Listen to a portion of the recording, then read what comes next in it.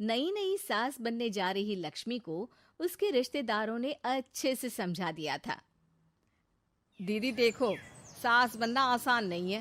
कहने को बहू आ जाती है, लेकिन सारे घर में हक ऐसे कर लेगी जैसे तुमने तो इतने साल से घर के लिए कुछ किया ही ना हो। और नहीं तो क्या, मेरी वाली ने तो घर का नक्शा ही चेंज करवा दिया था। कहती है खिड़की यहाँ नहीं वहाँ करो, दरवाजा इस दिशा से खोलो और न जाने क्या क्या। अरे बताओ, 20 साल से क्या मैं गलत खिड़की दरवाजे के साथ रह रही थी? तभी वहाँ बेटी आ जाती है। हाँ माँ, और पक्का भाभी आने के बाद तो मेरा हाल बुरा ही होना है। तुम हर बात पर मुझे इग्नोर करोगी। हे भगवान, इतना सब कुछ होता है बहू के आ जाने पर, मुझे तो पता ही नहीं था।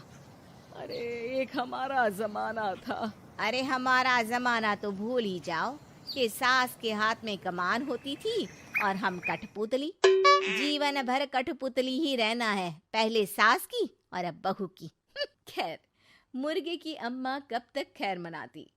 हो जाती है बेटी की शादी और घर आ जाती है प्यारी सी पल्लवी।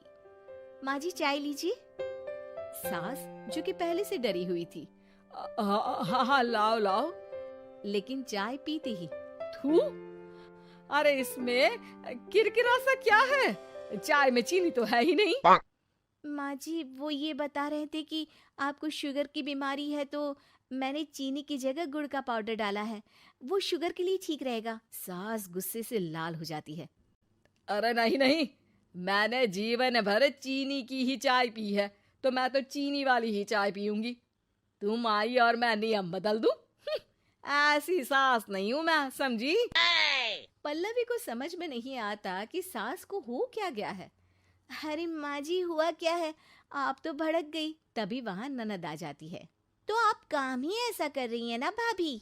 अरे भाई मैंने क्या किया? शुगर के पेशेंट को चीनी नहीं पीनी चाहिए, तो मैंने चाय में चीनी नहीं डाली। इसमें मुझे तो नहीं लगता कि मैंने कुछ गलत किया। भाभी पहली बात ये कि जबान चलाने की जरूरत नहीं है, क्योंकि हम लोगों को भी बोलना आता है। बाकी आपका क्या मतलब है कि हम लोग माँ का ख्याल नहीं रखते हैं? आपको ही सारी साइंस की नॉलेज है। पल्लवी समझ जाती है कि इन लोगों के दिमाग में बहू को लेकर धारणा गलत ही है, इसलिए वो बिना कुछ बोले वहां से चली जाती है। थोड़े दिनों बाद जब पल्लवी ड्राइंग रूम के पर्दे बदल रही थी, पंछी पन्नू उड़ती फिरूं मस्त गगन में, आज मैं आजाद हूँ दुनिया के चमन में। वाह जी वाह, आजाद होना तो अच्छी बात है, लेकिन हम लोग भी गुलाम नहीं है। ये पर्दे किससे पूछकर बदले जा रहे हैं, जरा बताओगी?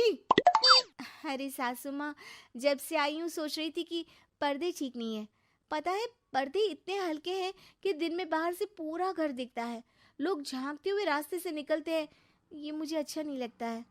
अरे वाह जी वाह, 5 साल से तो ये पर्दा लगा है, तब तो लोगों ने झांका नहीं। आज तुम आई हो तो लोग घर में झांकने लग गए, क्यों?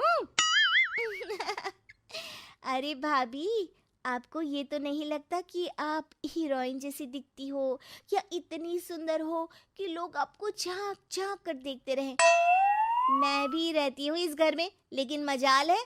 पल्लवी सर पर हाथ रख लेती है, पर्दे लगाकर पुराने पर्दों को हटा देती है और निकल जाती है। देखा माँ, इसे कहते हैं मनमर्जी। आपने मना किया, फिर भी भाभी ने पर्दे हटा ही दिए। ठीक है बेटा, शुक्र करना पर्दे ही हटाए हैं। अरे कहीं किसी दिन ये हमें ही ना हटा दे। ऐसे कैसे हटा देंगी, हम क्या पर्दे हैं?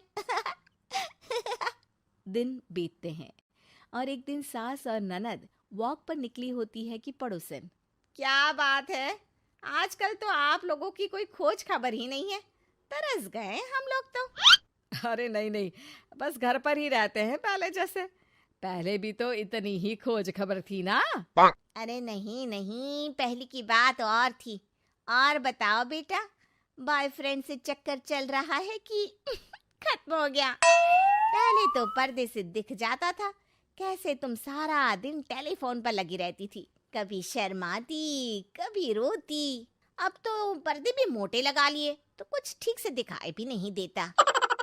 हाँ? नहीं, मतलब कोई ना, होता है इस उम्र में। और बताओ बहन जी, बेचारी बहू से तो पहले रोज तानेबाजी होती थी आपकी, रोज देखती थी कैसे उस पर आप दोनों मिलकर बरसा करती थी। अब ठीक है ना वो? चल बेटा, ये औरत तो पागल हो गई है। अरे पागल नहीं, आदत हो गई थी। जब मन उबा तो आपकी खिड़की से झांक लिया करती थी, अब कुछ दिखाई नहीं देता तो। सास और ननद घर आती हैं, जहां बहू पर्दों को बदलने के लिए खड़ी होती है। अरे ये क्या कर रही हो?